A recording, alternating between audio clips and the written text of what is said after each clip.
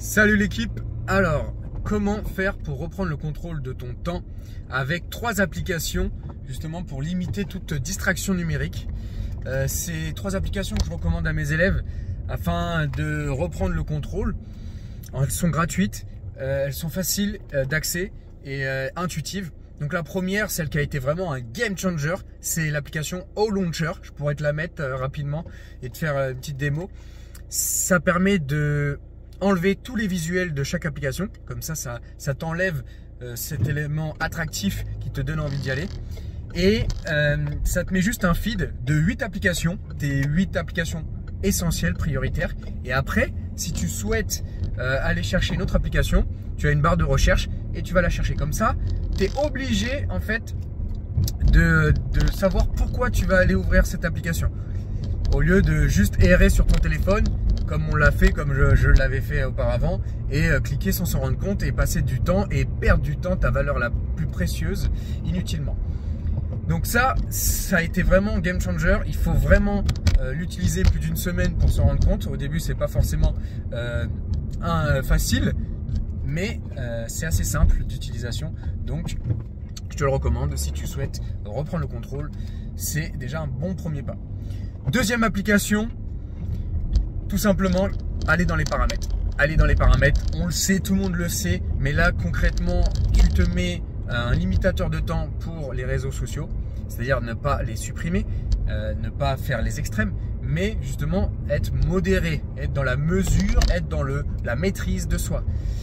Et ça, tu peux commencer au début 45 minutes, 30 minutes, 15 minutes, et là maintenant, j'aime bien d'avoir les datas de manière hebdomadaire sur mes différentes applications numériques, et Instagram, je dois passer peut-être 4 minutes grand maximum par jour. Et en plus, c'est juste pour les discussions. Donc, jamais parfait, toujours meilleur. Tu peux toujours commencer par rapport à ton niveau actuel et ton envie d'évoluer.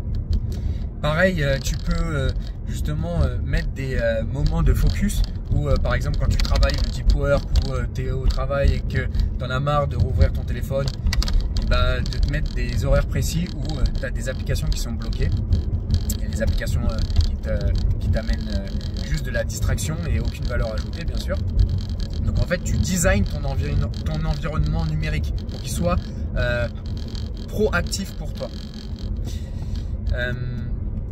Et il y a aussi effectivement le rapport hebdomadaire des temps que tu passes sur les différentes applis chaque semaine. Ça permet d'avoir un suivi en fait.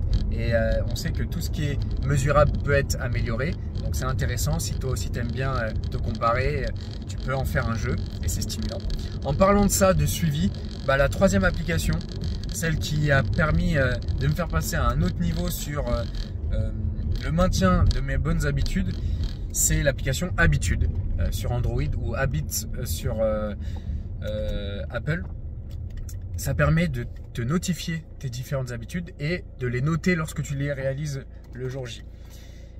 Tu as un suivi ensuite et une barre de progression par rapport à ce que tu mets en place.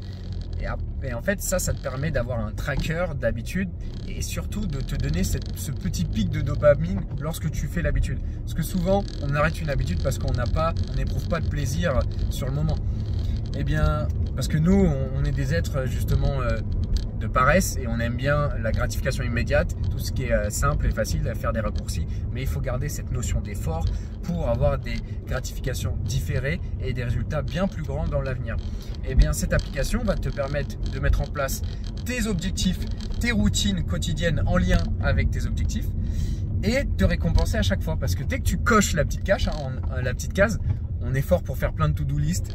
Et ce qu'on aime bien, c'est de rayer ou de cocher, de surligner quand on a fini une tâche, parce qu'on a ce petit pic de dopamine, de se sentir progresser. Et bien ça, tu l'as au quotidien avec cette application. Et même moi maintenant, quand tu ne fais pas la tâche, je regarde, et bien ça me pousse à ne pas casser la chaîne. C'est ce qui est le plus important quand tu veux maintenir une bonne habitude, c'est de ne pas rompre la chaîne. Souvent, les élèves où je suis passé par là, on est super motivé, on va à 200% et au final, hop, on casse au bout de 2 semaines. L'application te permet d'être plus discipliné, plus mesuré dans le temps, mais tenir. Et C'est ça, je pense, la clé du succès, c'est de maintenir ces bonnes habitudes de manière quotidienne. Peu importe ton état du moment. Ça, c'est important de faire cette différence-là. Et pas uniquement faire les choses quand tout va bien.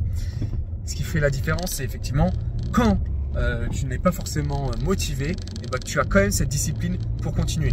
Et ces applications-là vont te mettre dans des conditions optimales pour favoriser ce suivi-là, cette implication-là pour ta progression personnelle, pour exploiter ton potentiel humain et être la meilleure version de toi-même. Esprit Kaizen. On dirait que c'était fait exprès. Sur ce, je te dis jamais parfait, toujours meilleur et à la prochaine. Ciao.